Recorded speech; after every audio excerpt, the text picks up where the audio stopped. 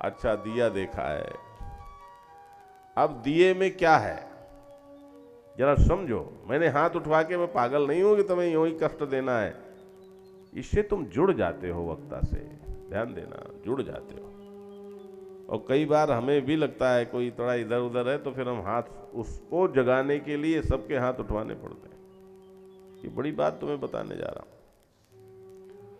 दिए में ज्योति होती है ज्योति। अब ये जो दिए की ज्योति है, दिया जलता है तो ज्योति जल रही है, या ज्योति जलती है तो दिया जलता है। ज्योति बुझ गई उसे कहते हैं निर्वाण। अब जरा समझना जरा, चूक मत जाना, सब समझ लेंगे, माताएं ध्यान दें। यहां पर एक दियाली रखी है, उसमें घी है, बाती है, दिया है। अब यहां रखा है, यहां अभी कहीं आग नहीं है। अब हमने दिया सलाई लेकर ऐसे जलाया तो आग पैदा हो गई कि नहीं पैदा हो गई? बोलो भाई, पैदा हो गई और दिए को जला दिया। अब ध्यान देना, जब हमने दिए को जला दिया तो वो जल गया, उसमें आग दिख रही है। अब आग दिए के जलने के पहले नहीं दिख रही थी, माचिस से जलाने के पहले भी नहीं दिख रही थी, तो भी आग थी या नहीं थी? बोलो, थी। जहां तुम बैठे हो वहां आग है या नहीं है? है। तुम्हारे मेरे बीच में है या नहीं है? है। आग भरपूर है, सब जगह समाई हुई।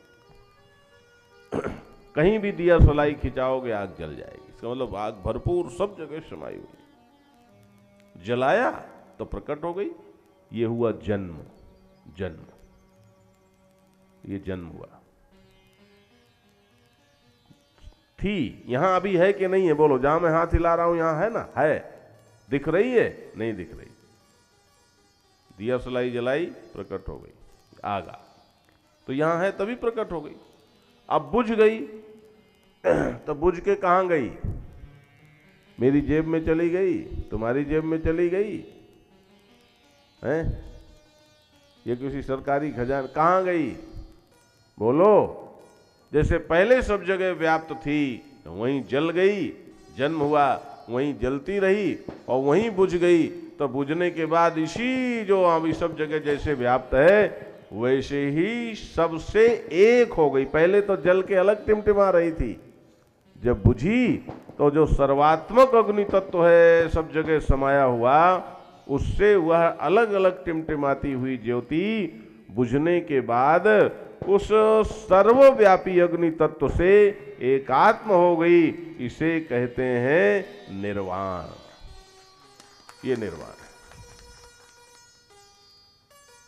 जीते जी जब तुम्हें तत्व ज्ञान हो जाता है, सेल्फ रियलाइजेशन हो जाता है, जान जाते हो अपने स्वरूप को, बोलो शिवोहम, तो फिर नारायण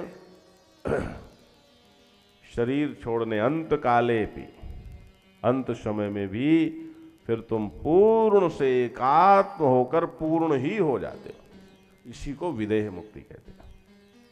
ये निर्वाण है। ब्रह्म निर्वाणम ऋच्छति, कि वो ब्रह्म निर्वाण माने ब्रह्म से एकात्म हो गया। बात समझ में आ गई है? पूर्ण हो गया। इसलिए अर्जुन, ये है सच्चाई। अब इस सच्चाई को जानने के बाद तुम कहो रे धर्म युद्ध तो है, ठीक है, लड़ना चाहिए, लेकिन ये मरेंगे कटेंगे, ये अब सब बकवास है। ये सच्चाई है।